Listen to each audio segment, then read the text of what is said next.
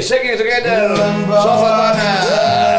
Ini langkahku. Malam hadir bawa diriku berjumpa denganmu. Dua hati satu tujuan melangkah bersama. Asik. Keren bro, keren.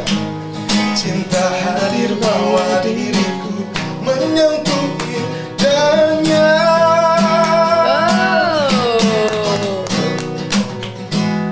Memandangmu. Gila. Oke banget nih. Duet soal panas. Oke. Akan pernah beri jemu di hatiku. Romantisnya. Bisa aja gue jadi mangap tadi. Tersepona. Tersepona gue bener asli. Boleh lo boleh. Asik. Ya udah deh, lo istirahat lu deh. Kacau nih gue gak bisa ngomong karena lu nih. Oke, balik lagi luar biasa buat balik lagi. Thank you, Mama Damunya. Nah, Assalamualaikum warahmatullahi wabarakatuh. Jumpa lagi dengan Soal Panas. Persembahan dari KSP, Krakatau Sarana Properti. Tetap dari Cilegon, Banten. Seperti biasa, my brother Chef Haryo Pramu on the house. Yes, on the house. Kita kedatangan bintang tamu istimewa nih. Ini bukan bintang tamu kalau ini sih. Apa dong? Apa ya? Ini bintang kejora. Bintang kecil. Bintang kecil. Mbak Ike Nurjamah. Salah. Nurjanah. Ike Nurjana ya. Oke. Ike Nurjana. Apa kabar? Baik. Mbak Ike, selamat Baik. datang. Selamat datang di Soal Panas. Terima kasih banyak Mas Ari. Selamat Pak Chef. datang. Iya, terima kasih banyak. Oke. Hartini RP Nurjana. Saya. Yang lebih dikenal dengan Ike Nurjana. Nurjana. Siapa yang ngasih nama panggung Ike Nurjana? Ike juga nggak tahu tuh. Salah, Ike Nurjana ya. Jadi Ike Nurjana itu biasanya adalah kalau penyanyi pasti dari produsernya. Nah itu juga dari produser. Jadi aku punya sejarahnya. Dulu masuk dalam rekaman untuk Tahun dites berapa tuh? itu tahun 86 ya atau 85-86. Pokoknya aku masih SD. SMP. SMP. Masih SMP. Kelas 1 masuk rekaman itu namanya Hartini RP Nurjana. Terus produser ini bilang kayaknya harus diganti dengan nama yang lebih komersil dan lebih simpel gitu. Aku berpikir yang diganti adalah Nurjanahnya. Terus beliau mencari inspirasi lah gitu untuk mencari nama buat saya. Produser saya udah almarhum juga. Dikasih namanya Ike Nurjana. Terus gitu. Ini pilihan namanya adalah Ike Nurjana gitu. Dengan pertimbangan yang dia obrolin sama ibu bapak. Terus saya waktu itu karena masih kecil saya ikut aja apa yang menjadi keputusan orang tua dan produser. Ya udah jadilah Ike Nurjana itu. Saat itu siapa sih produsernya? Namanya Kohui Pak Hari Sukamto. Dia adik kakak, jadi satu kakaknya di Surabaya namanya Golden Hand, kalau di Jakarta namanya Golden Hand. Pasti tahu ya, Mamat Surabaya. Golden Hand Record tahu. Oh ya kan, tempatnya Ibu Ida Laila, tempatnya Pak Mus Mulyadi. Tahu lah. Nah gitu-gitu, jadi itu kakaknya yang di Jakarta adalah Arista adiknya. Nah yang di Jakarta inilah yang. Tapi ya nama Ike Nurjana itu gini loh. Kalau dangdut ini kita bicara musik rakyat. Ya. Musik akar rumput. Ike Nurjana itu nama yang tepat. Saya pertama kali mendengar nama Ike Nurjana dangdut nih. Serius? Ya. Udah langsung ya? Dangdut nih gitu. Ike Nurjana. Nurjana itu kan Nurjana sangat. nama yang sangat Betawi ya. Atau sangat sangat Indonesia lah sebenarnya. Indonesia Betawi Nurjana, Markona, Iya. Harpiah kayak gitu ya. Latifah. Ike Nurjana. Itu dangdut banget. Jadi udah dapet.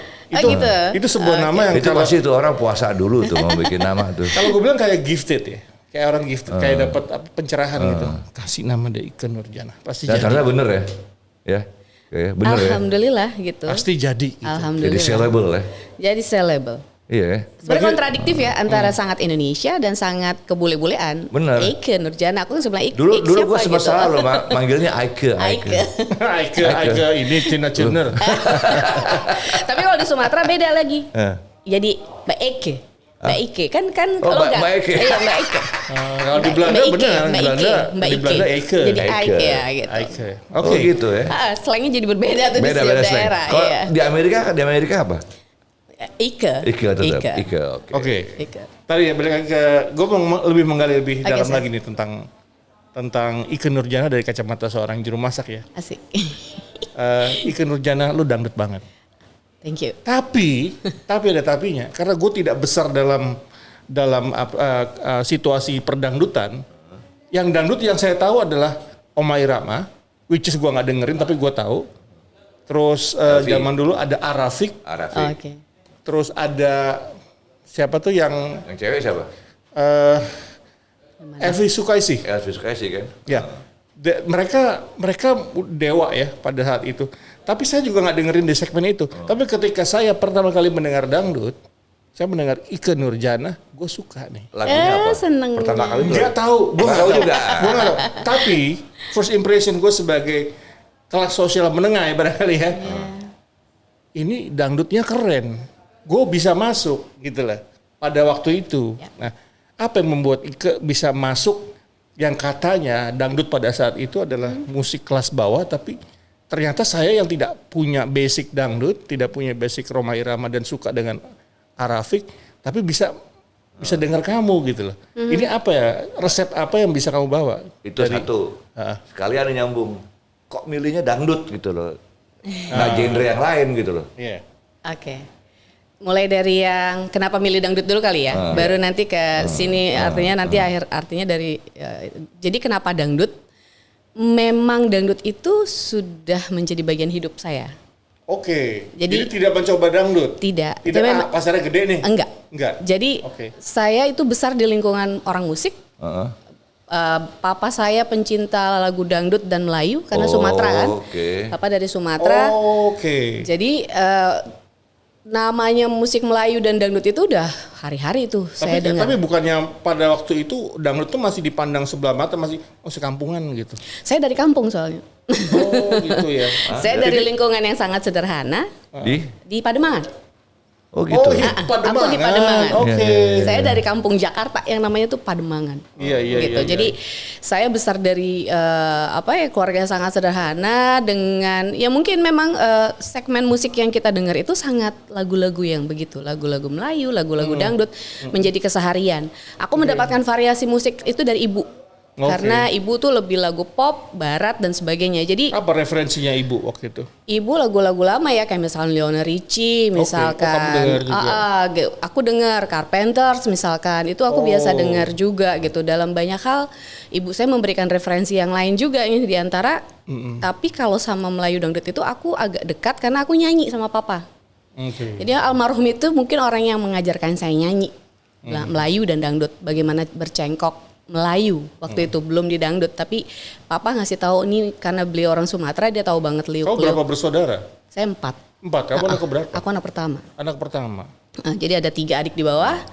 Jadi kehidupan saya tuh penuh musik. Jadi kalau setiap pagi pasti ada musik dan radio itu sampai radio yang udah rusak pun diperbaiki sama papa untuk menjadi mengisi aktivitas sehari-hari. Jadi emang ya sudah kita memang dari lingkungan yang seneng banget musik. Tapi di keluarga itu si Babe ini kok dia punya keyakinan anakku harus dangdut gitu.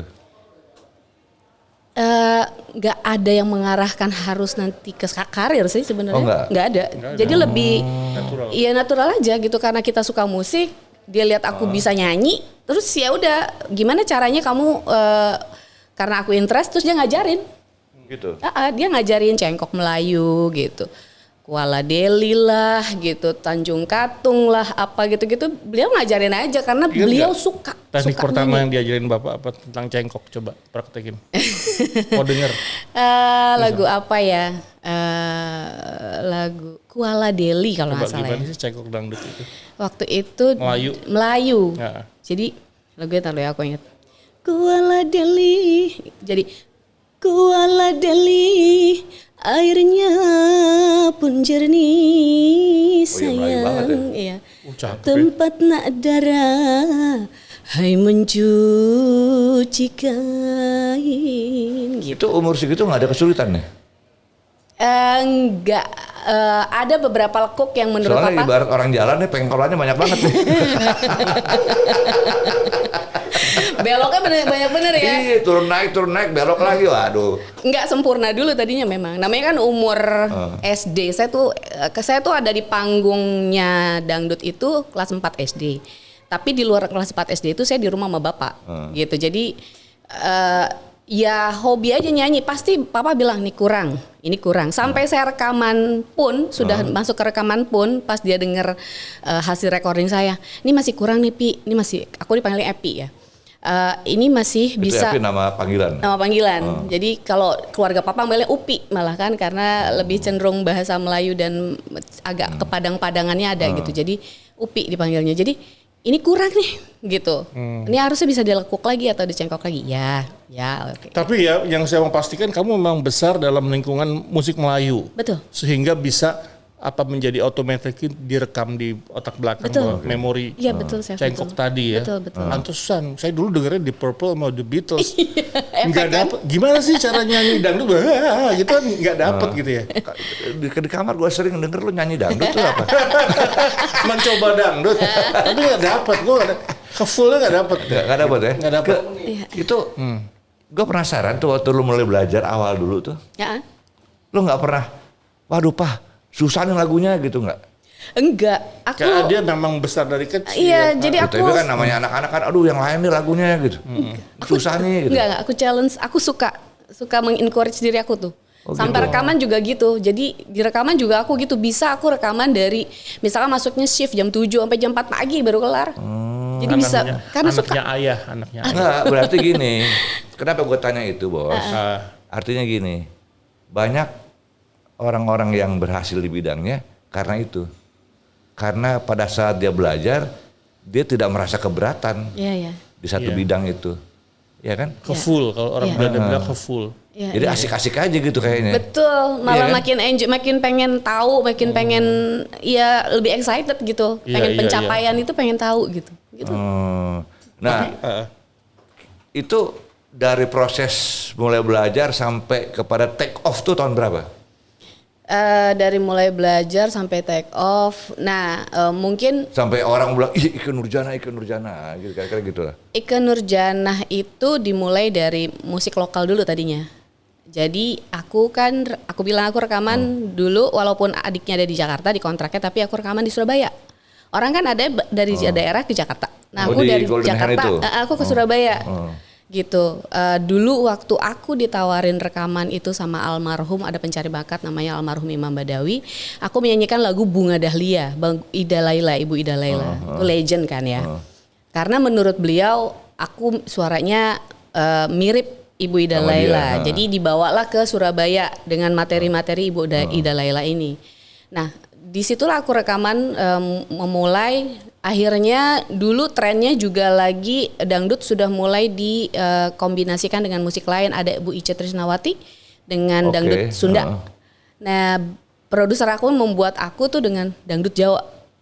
Sempet sih dangdut orisinal dan berduet dengan Om Mus Mulyadi. Tapi abis itu dia pengen menjejakkan kaki dulu, kamu di sini coba dengan dangdut tapi di Jawa. Dulu lagunya Ojo Lali, Ojo Suwe Suwe, terakhir Sun Sing Suwe, gitu. Jadi identik itu dulu. Jadi artinya dimulai dari kearifan lokal Jawa dengan dangdut. Itulah aku, itu juga aku keliling Pulau Jawa sampai ke luar Jawa pun ya karena masyarakat Jawa kan di mana-mana ya. Itu umur berapa saat itu? Umur 15. 15 tahun. Iya, aku masih 15 tahun udah muter-muter tuh. Kalau generasinya Ike, di atasnya Ike siapa? Seniornya? Senior aku tuh Mbak Evi dulu, Evi Tamala. Evi Tamala. Abis Evi Tamala. Oke. Terus akhirnya ke aku Cici Faramida sama Iis. Oke. Itu Iis bareng Dahlia. kita Iis Dahlia. Itu nggak beda-beda jauh, tapi Mbak F lebih duluan. Ada Ica Trisnawati dulu ya. Iya, Terus Oke. Itu yang gue mau tahu, ah, waktu Anda take off, Anda mulai jadi pembicaraan masyarakat, itu persisnya tahun berapa? Itu 9697 di album Terlena. Yang Terlena. yang jadi pacar setiap laki-laki yang cowok-cowok jomblo itu. Iya, dia sempat menjadi imajinasi para jojoba. Oh, masa sih? Jomblo-jomblo bahagia. Gitu kan. Iya. Aduh, kalau punya pacar dia gitu kan zaman itu gitu loh. Beneran, Bos. Gue termasuk orang yang suka gitu. Gue termasuk orang yang suka dengan Ikke Nurjanah walaupun gue nggak tahu lagunya. Tapi sosok Ikke sudah dapat masuk ke hati kita, para pria-pria Gitu ya? jojoba ini. Iya, Gitu. ampun. Tapi dia emang suka gitu, Gitu ya? suka ngulik hal-hal yang di luar prediksi Itu kita. itu adalah salah satu keahlian seorang chef. Gitu ya? Mengulik sesuatu. Ngulik ya? Yang bisa menjadi enak gitu gimana caranya gitu kan. Ike, apa yang menjadi karakter seorang Ikke? Begitu orang tahu bukan hanya suara, bukan hanya lagu, tapi inilah Ikke gitu. Apa ya? Selain lagu, suara, penampilan katanya aku kurang dangdut gitu menurut mereka. Kurang dangdut. Orang kampung yang berkelas. Kurang dangdut. Saya melihatnya begitu, orang kampung yang berkelas. Ada lagi nih istilah nih. Iya. Kurang bling-bling apalah bahasanya. Enggak, kalau gitu. saya lihat ya, kalau saya lihat dia itu wanita kampung yang dari yang roots banget gitu. Deso lah Dari kalau deso. Tapi dia bisa masuk ke wilayah tengah dan atas gitu loh. Jadi kan keren banget. Ibaratnya kayak ngeliat Cinderella gitu. Sedap. Cinderella, dangdutnya Cinderella gitu kan. Suka lebay dong. Apa hubungannya sama Cinderella? Lebay is my middle name. Paham. Oke. Aduh, ada aja dia. Oke. Jadi itu ya, performance ya pokoknya ya. Iya, jadi dari tampilan itu menurut mereka aku kurang seperti dangdut pada umumnya. Coba gitu. nyengkok lagi dong. Nyengkok lagi. Ntar lu. Biarin, gue mau denger. Biarin. Sebelum nyengkok, gue mau tahu nih. Saat Anda di peaknya Anda tuh, kompetitor siapa saat itu?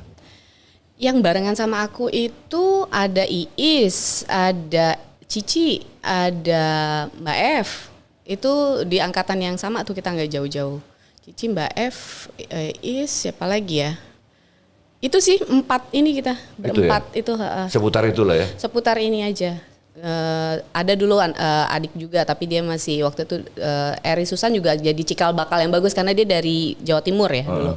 Jadi itu juga karena kalau kumpulan tahun yang kira-kira bersamaan dan pada saat itu dengan konsep yang bersamaan itu ada Eri Susan, ada Iis Dahlia di Deduta namanya. Tapi mereka kan lebih tua semua nggak? Rata-rata di atas aku Iya kan? sedikit lah. Di atas kan? Sedikit. Di atas aku sedikit. Oke. Jadi ada nggak enaknya, ada enaknya juga ya jadi penyanyi dangdut ya. Ternyata ada kompetitor juga ya. Ada. Kamu ngalamin nggak dari panggung-panggung kecil itu, panggung-panggung Pantura, panggung-panggung yang Ngalamin, Mas. Ngalamin? Oke. Jadi mungkin itu kekurangan harus ya sebuah keniscayaan. Itu sekolah bos. Hah? Kayak orang sekolah itu. Iya. Itu learning by doing gitu. Kalau sekarang Ayu Ting Ting juga lewat masa-masa sulit. Iya. Inul Betul. Daratista juga begitu. Betul. Jadi itu part of the process. Betul. Itu bagian dari kita. Jadi kita Iya, tuh iya. merasakan panggung yang paling Disawer. sederhana, Iya, terus dengan panggung sound system yang seadanya. seadanya gitu. Iya Itu kan? kita merasakan. Jadi benar-benar yang ya grassroots, jadi Grassroots dari lah, panggung iya. grassroots gitu. Grassroots, ya. Kita ngerasain itu. Tapi itu prosesnya penyanyi dangdut kebanyakan itu ya. Iya, kita di Iya situ. Kita dari panggung outdoor. 99% loh. 99%. Dan 99% juga rata-rata penyanyi dangdut itu dimulai dari manajemen keluarga. Artinya kita rata-rata nih manajernya ibu kita. Oh gitu. Iya, mulai Mbak F, mulai Oh, ya? Iis juga dari keluarganya ya mungkin. Yang aku tahu Mbak F, terus semua keluarga. Jadi manajemen keluarga dimulai dari Bisa gitu ya? Kok dari keluarga ya? keluarga. Ya karena kan menjaga anaknya yang kecil-kecil ya. Kita kan masih kecil semua rata-rata. Dia ada Tapi di panggung. penyanyi gender lain juga gitu ah. Nggak tahu deh, tapi kan saat di umur berapa bisa beralih kan. Kalau Iya, ini kita sampai lama. Aku setelah menikah baru beralih ke manajemen. Oh gitu. Jadi setelah Jadi sebelumnya pasti keluarga sendiri. Keluarga, ibu kita biasa. Jadi kemana-mana dianterin gitu. Iya, dan ibu kita jadi kompak, jadi kayak punya paguyuban gitu. Saya pasti kenal sama ibunya Mbak Sekaligus jadi komentator kali ya. Oke, ini ke masalah teknis ya, Oke. belajar teknikal tentang dangdut itu sendiri. Berarti jam terbang ya untuk bisa mencapai sesuatu penyanyi yang mateng begitu. Yang katakan denger cereng gitu udah tahu mau lari kemana. Itu by proses, artinya By proses. tidak bisa di shape dalam waktu yang singkat. Nggak bisa, maksud aku nggak bisa ya. bisa, Skill-skillnya tetap kita jam terbang itu mempengaruhi kita. Buat aku tuh proses adalah sesuatu yang harus kita jalanin gitu. Oke. Nah, kalau di genre lain kan saya pernah ngomong-ngomong sama teman-teman yang di sekolah musik tuh. Kalau genre pop segala macem. Mereka punya komentar gini. Apa? Dangdut tuh nggak hanya berpatokan pada lu latihan apa enggak. Talent juga menentukan. Itu benar. Seperti ada, kalau bahasa kita tuh seperti ada gift ya, kalau buat cengkok atau apa tuh sepertinya ada Karena gitu. di sekolah musik sendiri tuh susah ngajarin itu. Ngajarin dangdut. Ada Dangdut nggak tuh. sih sekolah dangdut? Enggak, di sekolah musik. Ada mereka mau coba belajar bagaimana jadi penyanyi Iya, dangdut. Itu hal yang paling susah udah diterapin di sekolahan tuh. Gue juga nggak bisa. Hah? Gue nggak bisa. Oh jauh, gua aja jauh. Sebenarnya pencapaian cengkok itu setiap orang pasti bisa. Oh, gitu. Cuman soulnya, ruhnya itu yang. Ya kalau asal sekedar gitu. cengkok kan nggak bisa Bisa, lah. bisa. Itu Tapi bisa. yang Ruhnya itu mungkin butuh waktu atau memang butuh ya kitanya mesti apa ya kayak menyelam jauh gitu untuk mendapatkan feel in itu. Nah, gue nggak tahu tuh bos. Kalau ada kompetisi dangdut itu kayak di apa namanya Akademi Dangdut apa segala macam tuh, gue nggak bisa bedain tuh mana yang ini bener apa enggak gitu. Atau karena gue bukan penyanyi dangdut ya? Karena Bas tidak besar di lingkungan dangdut. Kalau saya sempat berkenalan dengan penyanyi dangdut Siapa waktu di Abang None gitu kan. Gece bos. Buset, lu pusing ngirinya. Oh, ya?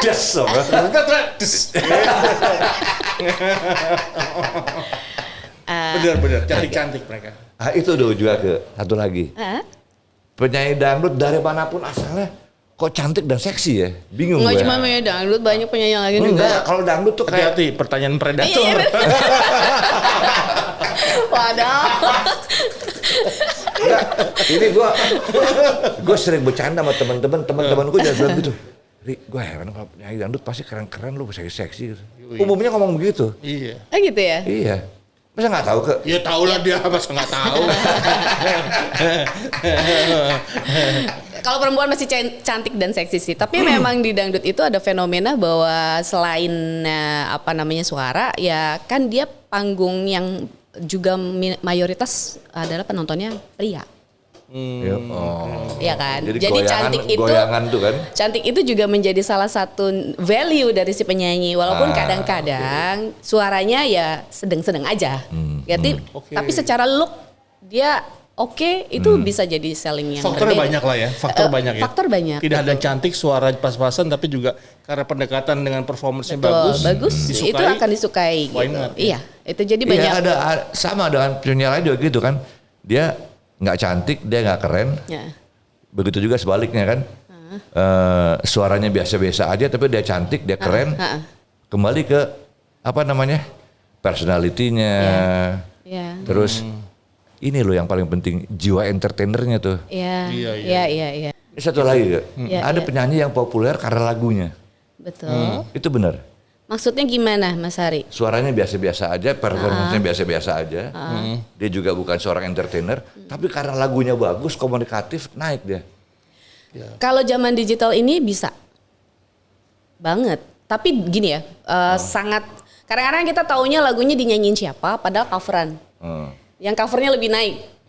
Akhirnya kembali lagi yang orisinalnya orang pengen tahu juga kan. Iya. Kalau sekarang kan lebih audio visual. Kalau kita dulu juga lebih berat karena kan kita lebih banyak di audio. Ini menyangkut teknologi jadi. Iya, jadi ada teknologi. Tapi buat aku memang lagu itu ada jodohnya ya, itu dia, ada benar. jodohnya semua lagu gitu. Jawabannya itu bos. Ada momennya, ada jodohnya setiap lagu. Nggak peduli sama ngomong siapa. tamunya Ikke Nurjana tuh kancing terbuka terus tuh. Aduh, iya. Aduh. Mengemuk, saya itu mengemuk. Ya, Di dalam karirnya Ike nih pernah nggak Anda ngalami gue bosen nih gitu. bosan. Gue mau ngaso dulu gitu. Mungkin bukan bosan ya, capek. Capek ya? Ada mental, lelah. capek ini. Iya, lelah. Lelah. Nah, kalau bicara di mentalnya lelah, kalau bicara di pendengaran atau environmentnya itu saya pengen senyap gitu kadang-kadang. Karena kan dunianya sangat riuh terus ya. gitu. Jadi kenapa sih kadang-kadang di rumah aku juga tidak memilih musik-musik yang jarang memilih musik juga, kadang-kadang memang lebih memilih suasana yang tenang. Karena memang sudah dari kecil soalnya ya gitu. Terus dunia panggung, Pernah nggak sih dilecehkan? Dilecehkan. Selama berkarir di dangdut ini kan rentan ya dengan laki-laki, dengan produser-produser predator yang katanya kita baca itu kan ya. Pernah nggak sih Kalau dari sisi produser enggak, tapi malah di panggung. di panggung? Iya. Kalau produser enggak. Jadi kalau di panggung itu kita tidak pernah tahu orang yang jahil apa enggak jahil, setara tangan gratilan pada saat kita turun panggung. Apalagi dangdut ya. Iya. Karena kita kan benar-benar yang outdoor gitu, yang Kamu waktu itu tidak berpenampilan seksi terbuka kan? padahal enggak. Nah gue inget tuh. Padahal Makanya enggak. keren, gue suka. Padahal enggak. Jadi buat mereka aku terlalu sopan juga gitu. Oh gitu. Iya, kadang-kadang gitu. Jadi buat mereka juga membandingkan ya. Iya, jadi buat mereka ya aku dulu terlalu sopan untuk dangdut gitu, tidak dangdut pada umumnya gitu. Jadi Tidak dangdut hardcore. gitu. Tapi akibat itu lo ada tanggapan bagus loh dari pecinta musik bahwa ini penyanyi dangdut yang sopan gitu loh. Berkelas. Berkelas tadi. Iya, Ada tanggapan begitu. Iya. Dulu waktu saya belum kenal Ike Nurdiana saya pikir sama aja sama yang lain. Tapi begitu saya, wah ini beda nih. Oh gitu. Nggak goyang, nggak apa ya, maksudnya Elegan. goyang tapi kelas lah gitu. Nggak asal, kan ada yang dia udah cantik, dia tahu seksi, wah kadang-kadang lebay juga goyangnya nih. Iya, Lagunya iya. kemana digoyang kemana. Dalam lagi. pencarian di jati diri itu kan pencarian bentuk apa memang naturalnya Ike begitu? Anggun dan elegan dangdut. Aku sendiri sebenarnya nggak terlalu suka seksi, nggak terlalu suka goyang. Terus dalam pencarian jati diri itu kan aku juga melihat ya bayangin deh aku SMP kelas 2, kelas 3 ngadepin lingkungan panggung yang sangat-sangat wah gitu loh, bahwa semua tuh yang ada di panggung itu. Wahnya gimana coba gambarin? Visualisasikan. Ya apalagi yang di Pantura sana ya. Iya, jadi nggak hanya Pantura sebenarnya. Jadi panggung gitu. dangdut itu sebenarnya dulu ya gitu. Ada spirit saya dan juga saya waktu itu sama Mbak F yang sering ngomong, Evita Mala. Kita tuh kan punya konsep dan framing yang pengen dangdut itu nggak harus seksi, nggak harus vulgar, nggak harus goyang. Gimana caranya kita mendapatkan itu ya, Dek, di mata masyarakat gitu. Maksudnya juga pengen menggeser, kamu fokusnya jangan ke situ dong. Tapi kan lagu ini kan bisa menggoyang kamu. Musik ini bisa mengajak kamu berjoget. Jadi gimana caranya? Akhirnya aku menemukan frame di kepala aku. Gimana caranya suara saya bisa mengajak orang berjoget, bernyanyi dan bergoyang. Tapi suara, bukan Suara dan lagunya ya. Iya, suara dan lagu. Artinya karena pada saat lagu itu ada yang mengolahkan penyanyi, yang membawa ruh itu penyanyi. Kita Gitu. ngobrol sama konseptor. Tapi gini loh, ini agak nyeleneh sih. Karena kalau penyanyi dangdut tuh tampil gitu kan pasti kata-kata yang pertama pada umumnya siapa yang mau digoyang gitu. Gue bilang gitu nggak ada yang lain. Dapat yang apa saja. Nah itu juga menjadi salah satu ini ya, kayak kalau dari di sekolah tuh kita memberikan pointers gitu. Pointers ini kayaknya positif, ini negatif. Jadi aku bikin poin-poin nih mana yang sekiranya membawa hal yang mengarahkan orang menjadi juga negatif ke kita kan. Ya kan, kalau udah kita kan sesuatu yang kita sampaikan itu akan berpengaruh sama orang lain kan. Benar-benar. Apalagi kita center of point mereka gitu. Iya. Jadi gimana caranya saya nggak mau terbawa sama penonton sama maunya, tapi kamu yang ikut saya gitu. Tapi itu sabar semua penyanyi loh, mau di TV mau di siapa yang Kita mau baru dapat digoyang, pelajaran mau public di- speaking nih. Bagaimana dealing dengan publik Penonton. ya? Iya, benar. Dan Itu kamu benar. meriset sendiri ya. Iya. Mempelajari apa seluk-beluk ya Plus minusnya penonton benar. bagaimana. Terus mengarahkan mereka untuk Dianalisa itu. bos, konseptor doi. Kalau mungkin bukan konseptor ya, mungkin si Ike ini punya kesiapan yang agak beda dibandingin yang lain gitu. Iya. Materi kesiapannya emang ya pasti beda sama angle-nya juga beda sama yang lain. Ya, saya senang nganalisa orangnya sebenarnya. Saya senang menganalisa. Saya senang membuat poin-poin gitu. Saya senang nulis poin positif, negatifnya mana. Terus saya mau apa gitu. Ujungnya yang saya cari apa gitu. Jadi harus dikonsep lah akhirnya gitu. Dengan yang utamanya adalah saya nyaman. Gimana pencapaian Itu yang kenyamanan paling penting saya? ya? Iya, kalau saya nggak nyaman, saya agak seniman. Nggak apa-apa saya nggak jadi acara, nggak apa-apa saya kembaliin uangnya, oke nggak apa-apa daripada saya harus. Tapi itu bukan agak seniman ya begitu. Iya kan seniman. Kan ada yang bodo amat deh gitu kan, yang penting. Mengalami waktu-waktu yang kamu harus begini, kamu harus memenuhi keinginan pasar dan begini, nyanyinya begini, sekarang trennya begini, sehingga membuat itu menjadi tertekan dan tidak menjadi Ikke Nurjane. Pernah di posisi itu? Ntar lu. Iya. Minum dulu. Oke. Minum. Ini gelas sofa panas nih Ikke nih. Tapi Hati-hati dingin panas. rasanya. Lo nggak minum bos? Puasa. Masuk angin. Kayaknya udah mulai sombong nih, udah nggak ada yang minum sekarang. Minum ya. Aduh. Lanjut nih ke Ya. di nasional Anda sempat mengorbit menjadi number 1. Iya kan? Itu tahun berapa kira-kira? 95. 97 ya. Oke. Itu kayaknya nggak tertandingi itu. Siapa? Hampir Ikke Nurjana. Aku. Heeh. Ada masa-masa itu. Hampir semua radio Ikke Nurjana. Iya, Iya makanya kan? gue suka sama Ikke Nurjana. Dengan terlenanya itu. Ya terlena itu memang. Itu tahun berapa ya? Terlena itu 97. 97 ya? Iya. Itu sempat dapat award ya? Award. Iya kan? Dapat AMI Award, AMI pertama. AMI Award pertama, itu gitu. benar. Apa tuh AMI itu? Anugerah Award Musik di Anugerah Indonesia. Musik Ya. Indonesia. Kalau di bidang Anda kan Dapur Award. Iya. Loh, Apa ada nggak ya? Awarding Nggak tahu dapur ada nggak ya? Ada nggak ya Mas? deh. Ada tapi sana Perancis. Nggak, di sini belum ada ya. Seru ada. Kitchen Award ya? 97? 97 itu. Itu pada saat Anda mendapatkan satu apresiasi yang luar biasa, perasaan lu gimana tuh? Lu puas atau wah ini challenge nih, gue mesti lebih lagi nih, mesti bertahan nih. Sempat lupa diri nggak gitu? Jadi terkenal, disukain orang, cowok ganteng banyak gitu kan.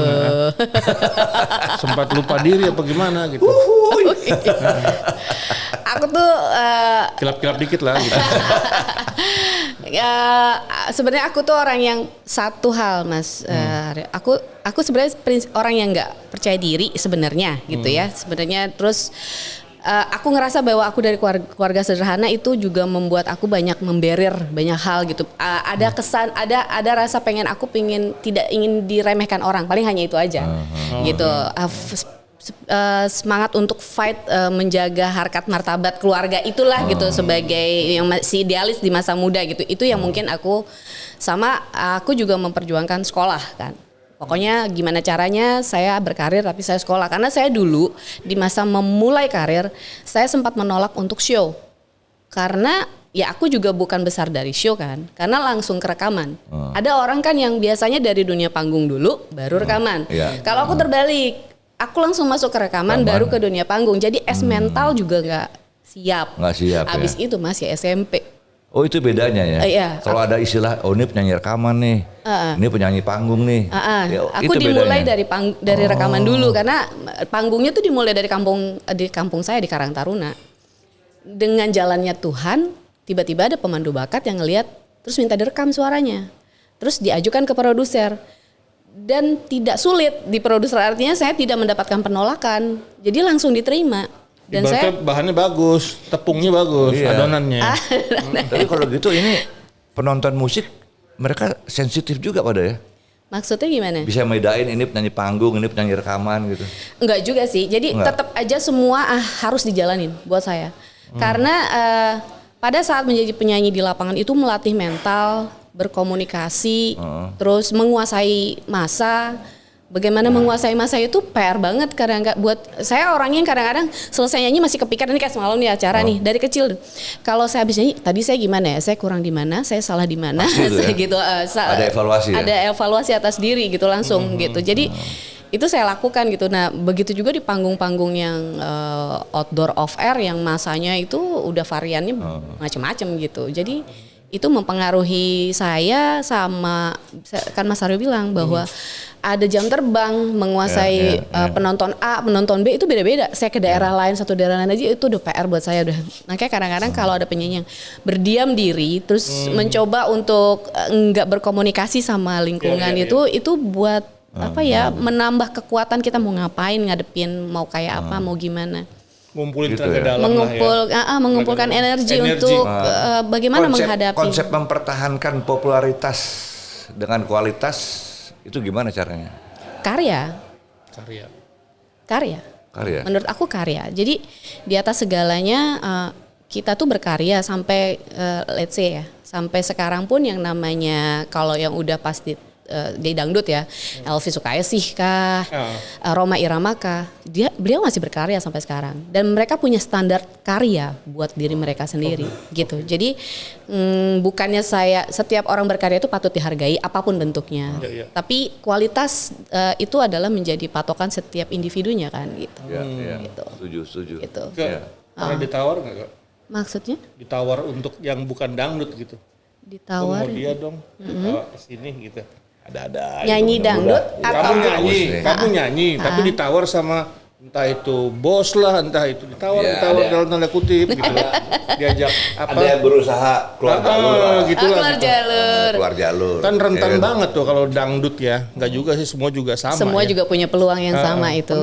Bagaimana cara menghindarkannya itu? Jadi memang beloknya itu tetap gini loh, kita kan penyanyi ya, terus tiba-tiba ada yang nanyain, Mbak makan malam, diajak makan malam oleh bla bla gitu. Aku langsung gini, oke, makan malam, berarti saya nyanyi buat makan malam. Saya selalu mengarahkan bahwa saya nyanyi ya buat makan malam, enggak Mbak, nemenin makan malam. Saya penyanyi, saya bukan nemenin makan gitu kan, artinya buat saya penyanyi. Kalau beliau-beliau pada mau makan, terus saya nyanyi, fine, karena jelas apa yang harus saya lakukan. Kalau makan malam mau di hotel apapun, yang semegah apapun, buat saya ya nggak apa-apa, saya sendiri aja. Kenapa saya harus sama beliau-beliau yang saya nggak kenal gitu? Saya pikir aneh juga kan makan malam untuk sesuatu yang ini kita ngapain sih sebenarnya makan malamnya gitu kan? Artinya memang di depan udah nggak jelas nih buat apa. Aku selalu strike bahwa ini ada acara di sini gitu. Oke apa? Saya nyanyi makan malam. Oke saya nyanyi keluarga. Tapi nyanyi ya, karena saya selalu dudukin profesi saya penyanyi. Dan that's why kenapa kamu sama mama terus ya, sama ibu terus. Sama ibu terus. Iya. Tuh, jadi gue waktu kenal lo tuh kan sekitar 10 tahun yang lalu. Kesan gue tuh lo pendiam. Oh iya. Ya kan? Ya apa namanya, nggak gaul gitu loh. Ya kan, nggak rame gitu, diem. Terus belum pakai ini. Belum pakai hijab. Apa namanya? Hijab. Gue salah ngomong. Pakai apa? Belum tahu sih. Gak apa-apa, gue ketawa aja. Tahu-tahu sekarang gue udah sekian puluh tahun gak ketemu. Wih, berubah ada penampilan. Oh iya. Boleh tahu nggak? Apa? Ceritanya kok bisa begini? Ya boleh. Ya itu proses hidup saya kali ya. Kalau secara keyakinan saya kan itu orang menjalani masa hijrah ya gitu. Hijrah artinya hijrah dari penampilan dan tuntutan hati kita juga gitu. Bahwa ini juga nggak aku rencanain, Mas Hari. Jadi gitu? Jadi awalnya itu tahun 2016. 2016 saya dari tahun 2014 udah pengen haji. Ada rezeki harus haji nih, kata Mama Ayo haji. Tapi 15 lewat, 16 lewat, akhirnya 17. Kesampaian? Alhamdulillah kesampaian gitu. Dengan kalau akhirnya saya daftar haji, diberi kemudahan, bisa langsung berangkat. Terus manajemen saya berangkat haji itu udah bikin video klip untuk single terbaru. Oh ya? Jadi artinya saya belum berhijab tuh. Artinya benar-benar yang, dan kita semua tidak mempersiapkan saya pulang haji akan berhijab. Saya juga nggak tahu jadi cuman kan ada ustadz pembimbing yang mengarahkan kita kalau bisa, kalau ini konsisten terus kalau udah apalagi kalau udah haji kalau bisa ya memberikan masukan-masukan terus sih, tapi haji itu kan lama ya kita di sana, hampir sebulan deh saya di sana gitu. Saya mengalami momen-momen yang sangat spiritual gitu, terus terbiasa juga dengan hijab. Sampai di Jakarta, manajemen saya juga kan sudah, ini harus promo, udah jadi video klip Mas Aryo. Oke. Artinya kan saya dalam promo video klip itu saya tidak berhijab dong gitu. Terus sampai Jakarta, saya nangis-nangis pada saat mau melepas hijab. Saya ngerasa tersiksa sendiri gitu. Oh ya? Nggak tahu ya, maksudnya saya udah nyaman gitu. Jadi beban. Secara fisik saya ngerasa udah nyaman. Secara hati saya ngerasa sedih.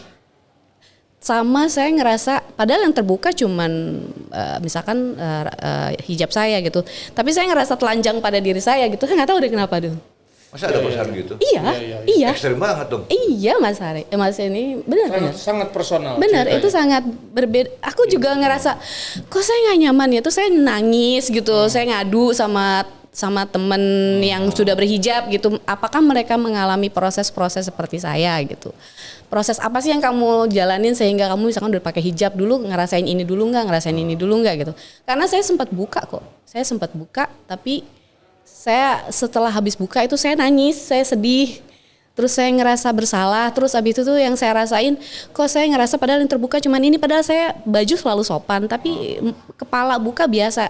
Tapi saya ngerasa telanjang seluruh badan gitu, nggak tahu deh, itu ya panggilan ya kali. Sampai kayak gitu perasaannya? Iya. Itu ya? susah saya cuma ngerasa, kok saya ngerasa kayak telanjang ya padahal cuma buka hijab doang. Saya nggak tahu itu. Kalau gitu, Iya Mas. dengan cerita yang menurut gua, wah drastis banget gitu ya. Karena perbedaan tadi itu, ya kan, sampai merasa kayak ditelanjangin gitu kan, ya kan, ngeri bener gitu, ya kan. Pertanyaannya adalah begini, saat Anda belum berhijab, tampil di atas panggung atau dimanapun, sama sesudah berhijab, ada bedanya nggak? Ada perasaan beda nggak? Ya lebih nyaman aja. Kenapa mau pakai hijab? Mau pakai hijab? Enggak, gue pakai helm. Gitu terus. Iya apa ya, kalau wanita kan artinya berdandan atau bercantik-cantik dengan tanpa hijab. Saya sudah menjalani A, B, C, D, E segala macam ya, mau rambut diapain. Terus ada juga itu soal performance, ada juga yang mengatakan nanti kalau kamu berhijab rezekinya akan berbeda gitu. Artinya kan akan ada segmen yang pasti kamu tidak bisa masuk gitu kan, secara market gitu.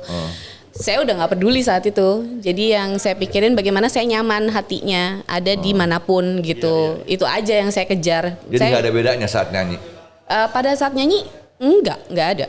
Buat saya sama aja. Buat saya sama aja gitu. Yang penting buat saya bisa menutup. Karena gini, ada penyanyi-penyanyi dangdut yang udah berhijab juga, tapi ya sorry to say this gitu ya. Mereka udah berhijab tapi sempit pakaiannya. Masih seksi goyangnya, bentuk tubuhnya, ini jadi nggak pas begini gitu. Iya. Itu paham. menurut Ika gimana? Kalau ada teman-teman yang begitulah. Jujur aja secara manusia sih saya pasti ngerasa ada kok begitu, pasti ada. Pasti ada ya. Pasti ada. Cuman kan itu haknya masing-masing ya.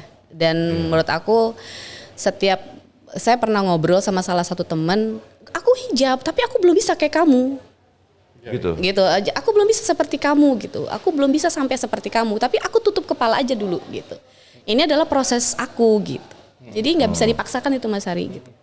Jadi dia juga nggak pede kalau harus berlonggar-longgar baju, bertutup-tutup, itu dia belum pede. Jadi tapi dia pingin menutup kepalanya. Itu memang mungkin proses setiap orang berbeda-beda ya. Mungkin kalau aku langsung ke situ gitu. Dan aku bersyukurnya sih memang sebelum-sebelumnya kan aku tidak memang terlalu suka banget yang terlalu ketat-ketat dan seksi. Adalah aku pakai baju ketat seksi pasti aku menjalani pernah gitu. Tapi dalam perjalanannya kembali ke titik nyaman gitu. Sebelum ke soal agama ya, tapi ke titik nyaman gitu. Yes. Setelan pabriknya aja. Iya, begitu, bawaan kita. Jadi setiap orang punya tingkat kenyamanan masing-masing. Itu kan komentar pemirsa tuh kan jadi nyeleneh gitu. Iya, tahu. Iya. Ini gimana sih udah pakai kerudung begini? Kok begitu? Iya. Gitu kan. Sebenarnya juga jadi nggak enak gitu loh. Iya. Kita bicara industri musik dunia ya.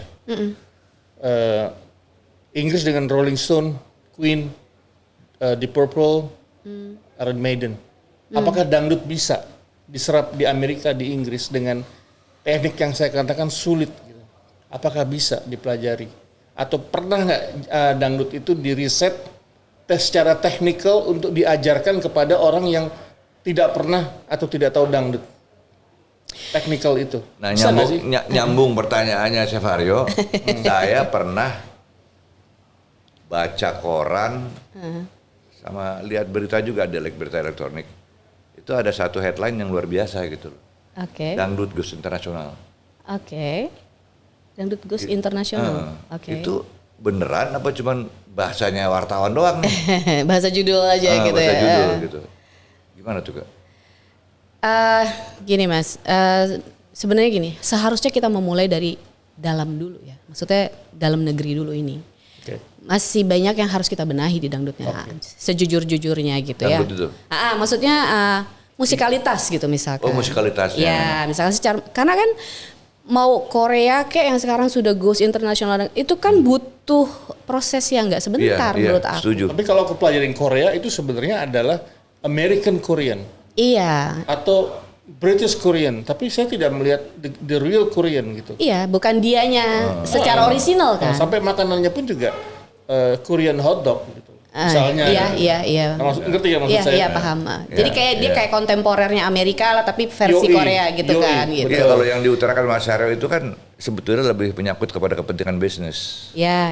Kacamatanya dari situ kan. Tapi kalau bicara reggae Bob ori, Marley, ya. ori loh. Ori. Enggak, Toast, jadi reggae kalau kayak Korea, American Philippines, American Taiwan juga ada, American China juga udah mulai juga, American China. Iya. Itu kalau saya lihat sih mereka berlomba-lomba nyari cover demi kepentingan bisnis. Artinya kiblatnya sangat Amerika. Oke. Iya kan? Oke. Iya nggak sih? Tapi tadinya saya punya pikiran mereka mau nembus pasar Amerika, enggak juga. Di mana-mana begitu ada. Masuk ke Indonesia kok Korea-Korea tuh. Ya tapi kan mendunia dan bagaimana kan karena patokannya pasti Amerika kan. Iya. Oke. Iya kan? Industrinya Amerika kan. Nah, yang Iya. dipertanyakan kan sekarang dangdut secara orisinilitas, musikalitas, goes internasional gitu loh. Nah, Iya. itu kan. Kalau lihat gini deh, kita pengennya sih positif. Pengennya sih kalau aku orang dangdut itu pengen banget dangdut mendunia, ya kan gitu. Dan dangdut itu punya sejarah. Dari musik lain kan bedanya dangdut itu punya sejarah. Sebelum Rhoma Irama ada siapa. Berarti kita punya rentetan proses dari dangdut itu sendiri gitu. Walaupun dangdut itu sebenarnya di dalamnya kolaborasi dari beberapa unsur musik ya, mulai dari gambus, India itu sendiri, Melayu itu sendiri, sampai etnik Indonesia itu sendiri. Tapi saya mencari definisi dangdut. Ya Indonesia. Jadi kalau misalkan Proses asimilasi budaya lahirnya dangdut kan? Iya. Jadi kalau Mas Aryo bicara misalkan mau lagu let's say duh engkang nah teng-teng lagunya itu. Terus udah gitu lagu misalkan Zapin. Orang tetap mau dimanapun dia dibawain. Unsurnya nggak lihat ini lagu orang Melayu kan? Iya. Ya itu dangdut aja. Oke. Itu kumpulan Indonesia, lagu pakai dangdut. Indonesia Iya, kan? Indonesia gitu. Karena gini, waktu saya masih bergaul sama Jepang tuh gitu. Ya. Begitu datang langsung ada di klub gitu kan. Lagu, dia tanya, Arisang, dangdut. Dia nanya dangdut sama gue. Emang iya Jepang tuh emang interest banget. Ada kafenya, ada karaoke-nya, apa segala macam itu dangdut. Gue tanya lagunya apa, dia tahu lagunya. Tidak semua. Lagi. Aduh, gue bilang, kawan dia sama gue. Jepang itu bangsa riset, Mas. Bangsa riset, apa juga di riset. Sama dia ya. Iya, semua di riset. Ya, Lagu betul. di riset, makanan kita di riset, tempe kita di riset, dipatenin lagi. Dan filingnya kuat. Filing. Ya. Aku nggak punya, dia punya. Lagu aku zaman dulu, Iya. tiba-tiba ada fans yang punya filenya gitu. Jadi itu yang jadi bentuk apresiasi orang atas karya kita itu besar sebenarnya. Cuman makanya aku kenapa bilang kita ke dalam yuk. Coba kita sudah membenahi belum secara sudah ada gak buku sejarah dangdut? Iya gitu. Anyway, kita kan harus menguatkan di dalam ya akar dulu gitu, sejarah dangdut. Terus udah gitu Aku sih bermimpinya gitu bahwa Filing. gitu ya gitu. Track kita itu harus kuat dulu. Jadi pada saat mau keluar seperti apapun kan kadang-kadang ada ketakutan nanti diakui loh oleh Malaysia misalkan. Nanti diakui loh oleh kan nggak beda-beda jauh tuh karakter lagunya. Sebetulnya siapa sih yang bikin istilah itu dangdut? Gitu? Rhoma Irama. Oh mah itu. Hebat ya. Dangdut suara gendang itu lagu Terajana. Terajana itu lagu gitu. India sebenarnya. Baru tahu gue. Jadi bagaimana Abel juga lo. Abel. Apa itu Abel? Abel tahu ya.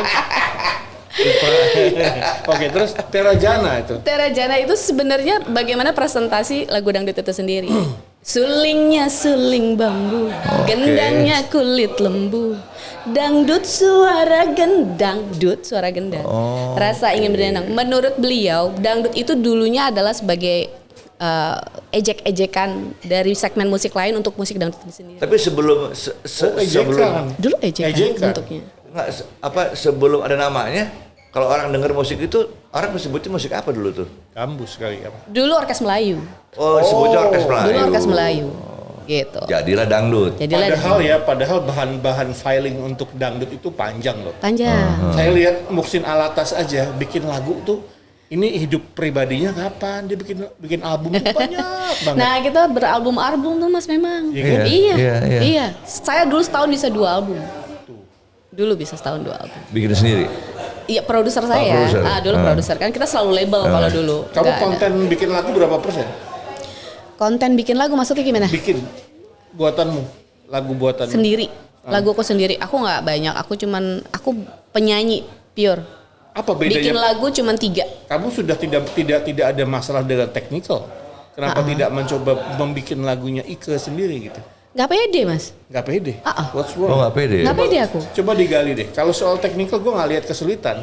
Artinya buat kamu tinggal meramu nada, saya rasa bisa. Betul. Aku mesti belajar untuk itu. Karena saya nggak pingin tiba-tiba bahasanya ya gitu-gitu yang saya orang yang pengen syairnya tuh bener-bener yang poinnya jelas, depan atas temanya jelas gitu kan, jangan ada kedalaman di dalamnya. Saya senang kalau orang ada syair-syair yang tiba-tiba ada kata-kata yang bagus gitu, bulan di ranting cemara waduh kalau misalkan bicara itu. Jadi aku pengen nggak cuman nah menyusun kata-kata itu menurut aku butuh saya butuh belajar lagi gitu. Oke, pendalaman ya. Pendalaman lagi. Tapi saya pernah ngobrol sama Jarwo Naif gitu. Biasanya diajarin cara bikin lagu dalam beberapa menit. Yuk, jangan salah, bikin lagu tuh kayak matematik, ada rumusnya. Kan ya. Kamu mesti ngobrol tuh sama Jarwo tuh. Iya. Artinya dengan ada teknisnya lah buat dia notasi gitu. ini tambah ini jadi ini sama dengan ini, nanti diulang lagi begitulah kira-kira. Belum, itu kan baru di situ ya mas. Belum notasi itu pas nggak sih buat lirik itu? Let's say dangdut suara gendang, penyampaian kan benar. Jiwa ya. Terus jiwa. syairnya rasa ingin berdendang, bener gitu loh nyampainya tuh. Itu ya. Bikin narasinya itu ya. Bikin narasi yang pas gitu. Rhymes ya. Gitu. Jadi nada itu pas untuk syair yang pas gitu. Itu lagu baru jadi. Gitu. Makanya kenapa sedihnya orang dapat karena secara notasi pas, secara syair pas. Jadi anggur merah itu adalah salah satu kenyataan hidup yang dibuat. Iya, anggur merah. Anggur emang merah sih. Merah kan? Iya, lagu anggur merah itu si Maggie Jet itu, Om Maggie Jet itu. Berarti dia memang bikinnya lagi baok gitu ya. Itu kan lagunya Fasaldat.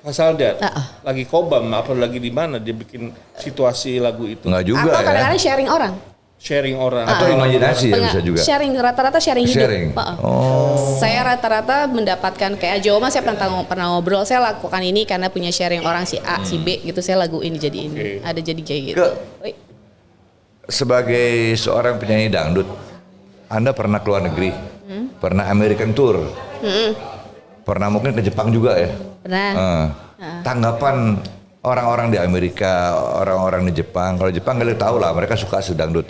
Nah, yang saya masih bingung Amerika, bahkan sekarang ada band dangdut orang-orang bule semua tuh. Cowboy. Iya. Cowboy dangdut. Cowboy dangdut. Itu orang Amerika semua tuh. Waktu Ike kesana, performance dengan lagu-lagu dangdut, tanggapan mereka gimana? Musiknya nggak masuk. Apa? Musikalitasnya nggak masuk ya? musik mereka main memang gitu, tapi belum seluruhnya dapat soulnya gitu, itu pasti belum. Tapi mereka kayak textbook kan ditulis. Enggak, tapi sebagai penonton gimana? Sebagai penonton ada spontanitas nggak lu dengerin lagu dangdut? Mereka gini, ada momen di pertama kali kita nyanyi, kalau yang belum pernah dengar, kalau aku perhatiin ya, waktu di Pittsburgh itu kan dia ada di kayak di hallnya. Kalau waktu di cafe juga ada beberapa orang Amerika yang belum pernah. Jadi awalnya mereka mencerna dulu sih. Oh, diem aja? Diem dulu. Terus kita harus pandai berkomunikasi sama mereka. Oh gitu. Jadi bagaimana menyampaikan lagu ini? Padahal beat bikin orang bergerak loh harusnya. Dan kita harus mencontohkan. Wah. Bagaimana berjoget dangdut itu? Ada caranya. Gitu. Caranya ada. Ngebom. kayak dilakukan sama Korea, ya kan? Kita suka dengan Korea karena mereka ngebom kebudayaan Korea. Yang gue bingung Korean gini. pop itu, K-pop. Di Indonesia kalau ada orang nonton dangdut kan ada juga orang asing tuh kayak di Bali. Banyak bule-bule juga. Itu irama dangdut tuh udah merangsang mereka untuk Joget. Iya. gitu.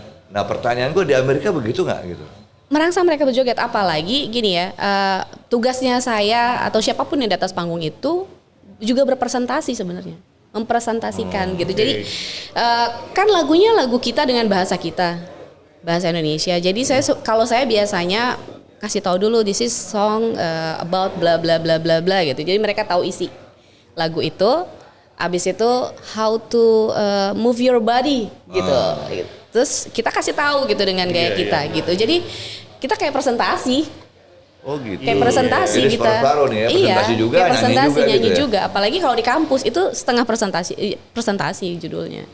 Jadi kitanya harus mengenalkan itu dengan mereka paham ini apa. Abis itu how to present it-nya tuh mereka paham. Jadi mereka oh begini enjoy-nya, oh begitu enjoy-nya, oh jogetnya begini gitu. Ya ketika musik Latin dikenalkan di Amerika kan jadi mereka kan ngeluarin Latin dance-nya, santananya dikeluarin, musisinya, gitu. Ya kan, Miami-nya diangkat, jadi ngebom intinya. Makanya harus di konsep, Mas, menurut saya bisa, cuman emang jadi harus kalau ada media apa namanya mengkomunikasikan bahwa saya dangdut sudah go internasional tuh nggak bener juga ya? Atau gimana? Go internasional menurut aku sih belum ya. Belum ya. Pengennya sih iya. Go internasional tuh artinya memang hype secara nggak cuman locally, misalkan cuman gitu. Jadi Amerika tapi kan juga bukan seluruh Amerika orang gitu asing kan. bisa terima lah musik itu ya. Gitu. Ada nggak sih di dangdut nih ya? Kalau kita bicara 2022, dangdutnya apa kalau di rap ada Rich Brian misalnya, ya kan Rich Giga itu kan. Nah di dangdut ada nggak yang bisa nembus pasar internasional dengan sosial media ini seperti Rich Giga? Saya sih berharap ada gitu. Tapi ya itu menurut saya itu semua harus dikonsep gitu. Kayak misalkan Korea mau keluar pun artinya ada di mana dia adjust sama kondisi di luar, bagaimana mereka adaptasi sehingga orang luar itu nggak terlalu berat menangkapnya gitu kan. Nggak terlalu susah menangkapnya. Jadi kayak misalnya Mas Aryo deh jangan jauh-jauh ya Mas. Jadi artinya pada saat saya presentasi Mas Aryo terlalu klasik, Mas Aryo pasti bingung kan? Iya. Bagaimana saya nikmatinya ya? Saya tahu sih cengkoknya susah, tapi saya belum enjoy ya. Gitu. Jadi harus ada di tengah-tengah bagaimana. Harus ada dangdut rasa Amerika. Kira-kira begitu. ya ada orang bilang begitu. Boleh dong. Boleh. Ada orang bilang begitu. Tapi penetrasinya ke sana dulu. Jadi ada yang harus kita adjust gitu untuk kayak orang masuk ke rumah orang lain kan harus ada toto kromo yang berbeda kan. Itulah logikanya. Tapi gimana caranya? Akarnya nggak hilang, khasnya nggak hilang. Kalau aku salut sama siapa? India, Mas. India. Iya. India jajahan Inggris udah lama mereka. Tapi musiknya bukan Inggris kan? Iya, tapi maksudnya mereka kan dijajah kaum country. Kalau artinya perbandingannya India gitu dengan Indonesia yang saya tahu, kayak dangdut nih. Saya setuju harus ada konsep. Iya. Harus dibuat konsep. Bagaimana dia berjoget India kan dia udah tahu tuh pakemnya, ada yang begini udah pasti ada tuh kan gitu. Jadi, anyway. Yang saya lihat di dangdut sama India, kalau India tuh PR-nya keren banget. Iya, udah. Film industri dia, kan? karena Iya dia kan? dari Industri, film. iya. Pada saat film total tuh semua, videonya total, padahal suaranya entah suara siapa. Dan itu mendunia tuh. Mendunia kalau India. Dan satu hal, mereka nggak perlu pakai bahasa Inggris juga. Enggak. Dia Tapi bahasa gini loh, dia juga. Persoalannya gini, saya tanya sama si Ram tuh. Mesra gini-gini. Ah, itu ada orang-orang yang ngurus itu katanya. Iya. Dia bilang sama saya, dangdut juga bisa, tapi nggak ada yang ngurusin sih kata. Iya. Itu. Itu dia. Iya. Karena pada intinya kebudayaan itu juga urusannya politik juga. Yoi, Nah, jangan kalau terusin udah nih. masuk di situ, iya tuh, udah stop. Jangan terusin nih, bisa patah nanti nih. Jangan terusin nih. Nggak bisa. Gue sebenarnya wartawan Rolling Stone apa tukang masak sih gue nggak tahu nih. Gitu. Banyak faktor Mas yang membuat Iya, ini tidak benar, tapi benar. saya sebenarnya ngerasa bahwa dangdut ini sebenarnya bisa menjadi sesuatu di luar sana. Cuman belum ada yang concern banget, belum ada yang serius banget untuk mengolah ini menjadi sesuatu. Nih gue mau nanya kampungan aja gitu. Ya. Kenapa sih kalau kampanye pakai dangdut? Kayaknya nggak ada yang lain dangdut ya. Kampanye di mana dangdut lah gini. Ya gimana masanya suka. Masanya suka dikasih 50.000 senang. Masanya ngumpul tiba-tiba kan. Itu Aduh, masalah gua kadang-kadang bilang, cuma crowd aja. Kasihan juga nih Indonesia nih gila gampang banget ya. Tapi sekarang udah lebih general kok. Sekarang segala lebih, musik. ya, benar. Dulu dangdut banget yang Dulu, nguasain kampanye itu, benar, tapi benar. sekarang lebih general. Ya sekarang Kamu kan di Krakatau Steel nih. Ya. Ada dong rencana dengan KS ini mendangdutkan KS ini. gini gini nih. Sebelum kesana gini, lu udah berapa kali datang ke sini ke Cilegon nih? Lah, Cilegon mah dari dulu bolak-balik. Cuma nama Krakatau Steel nih baru ini sekarang nih. Baru sekarang. Ya. Apa yang Ike tahu soal Krakatau? Steel. Krakatau Steel. Apa Apaan? ini yang kamu tahu? Ya udah ini adalah BUMN-nya Indonesia. Heeh. Soal tembaga dan sebagainya. Yang aku tahu itu ya. Iya. Terus ya udah mensuplai banyak hal untuk pembangunan Indonesia. Iya. Awalnya dari sistem Dari situ, ya. itu. Tahu nggak yang gue tahu tentang KS Infrastruktur apa? dan sebagainya. Kenapa? Yang gue tahu tentang KS pertama kali. Apa? Pabrik besi. Iya.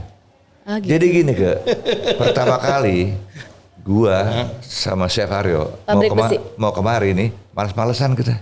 Oh. Jauh, panas, gersang, ada apa sih, ada pabrik mulu. Ah, ah. Ya kan? Pabrik baja, ada apa nih? Iya. Waduh.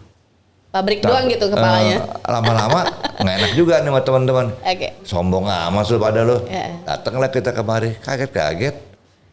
Ada hotel, ada kolam renang, ada golf. Tau nggak? Dia malas pulang. Betah. Bekas tahanan maksudnya. Jadi betah kita kayak di sini. Ya. Kayak gitu. Makanya jangan melihat sesuatu dari Nah, yang gue takutnya Ike betah nih. itu Betah di bahaya, Krakatau. itu bahaya. Aku udah minta extend nih. Oke Kak, sekarang aku mau kasih kuis, bukan kuis ya, kasih PR deh. Coba bikin penutup Heeh. yang penutup dengan lagu dangdut kamu yang baru yang kamu baru bikin sekarang. Maksudnya dari apa yang aku Yang kamu rasain sekarang, kamu gitu. mau ngomong apa terserah Heeh. untuk nutup acara ini. Aku pengen Terus? challenge kamu bikin lagu dalam Terus gini, cepat gitu. kalau ada yang mau disampaikan ke para pecinta dangdut di Cilegon khususnya, silakan aja sampaikan. Ya, dengan lagu itu. Entah dengan lagu, entah lu ngomong, apa? Atau misalnya jangan lupa ya, Ike Nurjana masih the best atau apa gitu. Oh. Gila lagi amat ya. Ayo bikin alunan dangdut yang kamu terserah. Apa ya? Gini, challenge kamu nih. Ada rencana nggak sih bikin show di Krakatau bersama dengan? Belum. Semoga Belum. setelah ini ada show yang bisa saya gini ya, saya pingin banget show itu di konsep. Saya kalau boleh dibilang saya belum pernah show di sini juga di Krakatau. Di konsep yang baik dengan musik yang asik, terus dengan set panggung yang nggak harus mahal tapi asik gitu. Apa ya? Kalau sekarang tuh lebih kalau show tuh lebih apa sih bahasanya tuh? Kedekatan rasa dekat gitu ya gitu. Intimate Jadi show. panggung dan lain-lainnya itu minimalis aja gitu ya. Minimalis aja, tapi lagu sama presentasi musik yang lebih membawa orang gitu. Gitu, intimate aja gitu. Oke. Ya mudah-mudahan bisa bikin show di sini lah. Ya kan? Di Krakatau. Supaya gue Iya, makin siap. betah juga nih. Coba gini aja. Ah. Kamu mengajak penonton di Cilegon ini menyapa penonton dengan bahasa dangdut kamu. Bayangkan ini adalah stage dan mereka adalah semut-semut semua yang menonton kamu. Semut-semut. Tapi ngomong-ngomong sih atas nama Krakatau Group, gue ngucapin terima kasih nih mau hadir di Cilegon Banten. Luar biasa, Asik. luar biasa.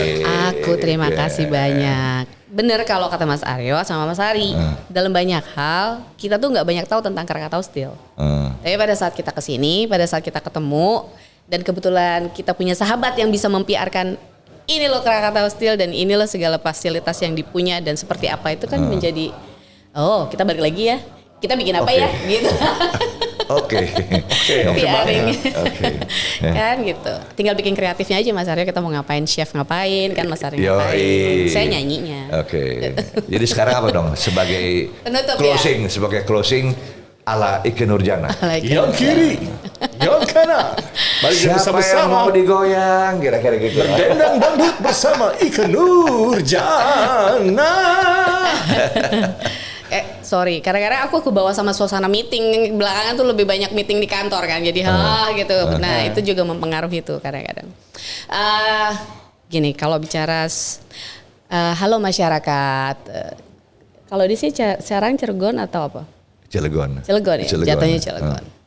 Halo masyarakat Halo masyarakat Cilegon, saya Ikke Nurjana, saat ini berada dalam lingkungan Krakatau Steel yang pasti suasananya nyaman dan menyenangkan. Dan jangan lupa bicara nyaman dan menyenangkan, mendengarkan lagu dangdut, salah satu yang membuat Anda nyaman dan pastinya senang. Ih asik deh, coba lagunya kayak apa kira-kira ya? Senyaman-nyamannya bersamamu, senang hatiku, seindah-indahnya suasana, seindah dirimu. Temponya pernah masuk nih. Enggak. Jangan dengerin dia, terganggu dia.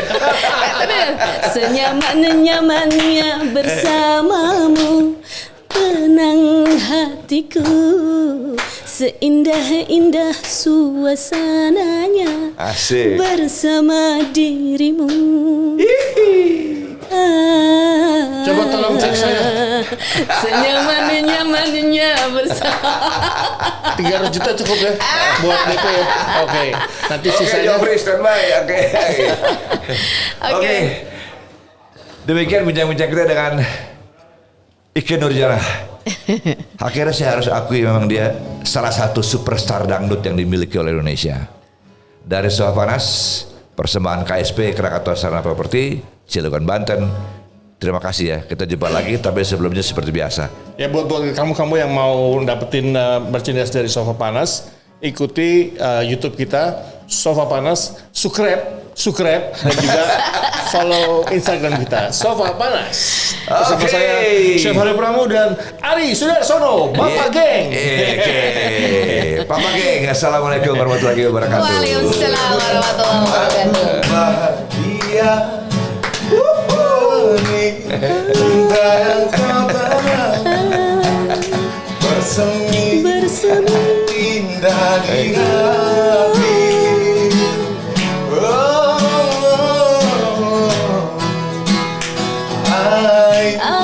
Mata bahagia menjadi duka bersama kita selamanya. Ku terlena dalam buah asmara.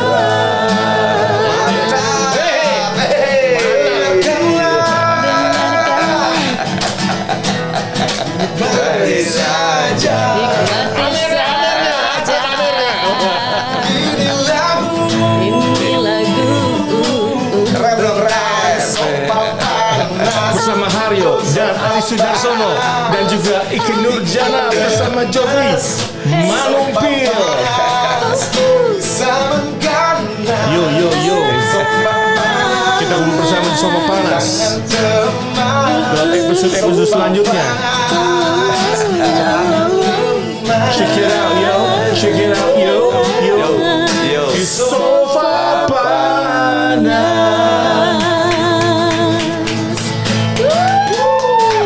Panas bener.